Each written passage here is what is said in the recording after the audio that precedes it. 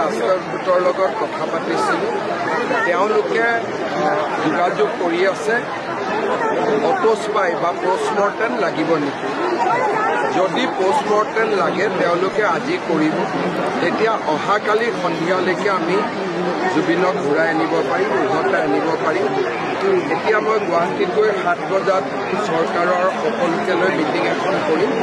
তাৰপিছত যিমানখিনি ডিটেইলছ মোৰ লগত থাকিব সকলোখিনিক লৈ মই ৰাতি 8 বজাত সাংবাদিকক সম্বোধন কৰিম। বৰ্তমান যিহেতু ছিংগাপুৰৰ নিয়ম নীতি পালন কৰিব লাগিব, এটা যিহেতু দুৰ্ঘটনা হৈছে, সেইকাৰণে তেওঁলোকৰ নিয়ম নীতিখিনি পালন কৰাৰ পিছতহে আমি জুবিনক উভতাই আনিব পাৰিম। যদি পোষ্টমৰ্টেম লাগে তেওঁলোকে আজি কৰিব, তেতিয়া অহাকালি সন্ধিয়ালৈকে আমি জুবিনক ঘূৰাই আনিব পাৰিম, উভতাই আনিব পাৰিম। এতিয়া মই গুৱাহাটীত গৈ 7 বজাত চৰকাৰৰ সকলোকে লৈ মিটিং এখন কৰিম।